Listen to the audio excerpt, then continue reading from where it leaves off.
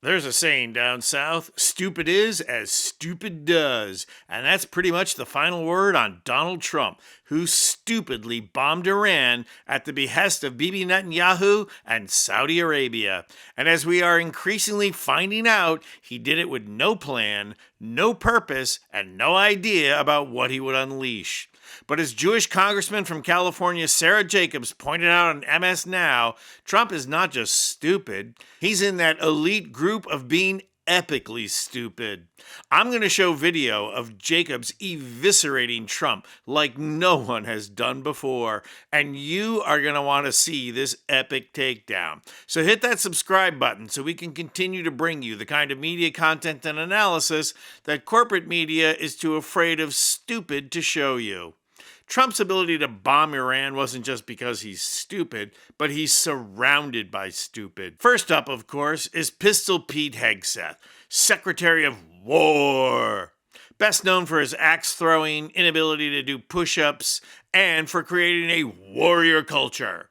Here's Hegseth when asked how long this war is going to go on.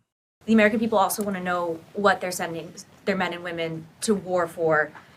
Is there a concern of this spiraling into a longer war? And then one for the chairman when you're done. Did you not hear my remarks? I mean, we're ensuring the mission gets accomplished, but we are very clear-eyed, as the president has been, unlike other presidents, about the foolish policies of the past that recklessly pulled us in to things that were not tethered to actual clear objectives. So we know. We have plans, we have generals, we have chairmen, we have commanders, CENTCOM commanders, Admiral Cooper. And then, of course, Trump has congressional Republicans like Lindsey Graham. But America First is to kill people who wish us ill with a record of trying to destroy us in the region, to take them off the table. Celebrate today, please, my Democratic colleagues, that the most evil man on the planet is no more. Or Amy Paulina Luna.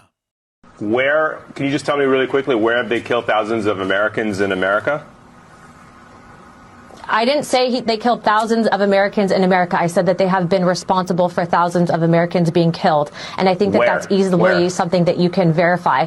I don't know, state-sponsored terrorism for starters. Are you serious right now about that whole thing? I'm not going to list out exact specific locations. They've literally been responsible for sponsored terrorism. Are you talking about the Iraq war where the U.S. invaded Iraq? You can start out by the three that they just killed. Okay, the whole point of your network, if you want to actually talk about the facts here, I'm giving you the facts. But I'm not going to sit here and argue with you about something that's commonly accepted and known. Congresswoman. This happens every time I'm on with you. Yeah, you keep coming on every time, and you keep stating a lot of things that are incorrect. The stupidity is staggering, but nobody is calling it out better than Democratic Congresswoman Sarah Jacobs. Watch. On Twitter, they posted this image tonight of Trump. I think we can pull it up, but it says, President Trump is ending the forever war that Iran has waged against America for the last 47 years. That is a hell of a pretzel to twist yourself in. What is your response to that message? Yeah, I mean, it is completely ridiculous, right?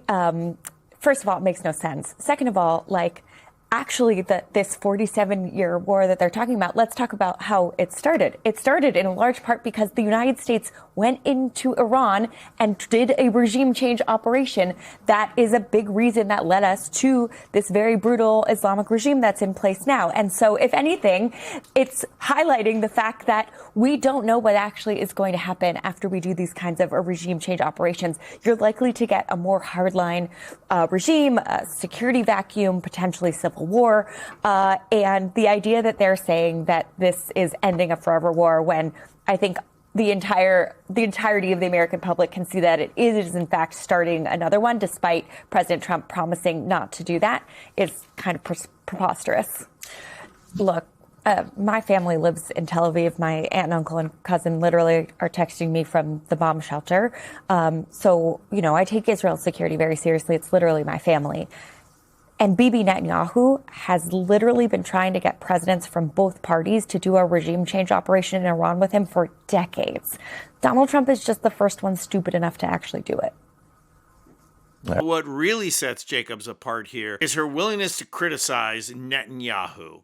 Jacobs establishes her credibility as not only being Jewish, but having family in Tel Aviv right now. Family who are now in danger because two criminals from two different countries have started what can turn into World War III. But what Jacobs has really done here is open the door for Americans to criticize Netanyahu and Israel and not be called anti-Semitic.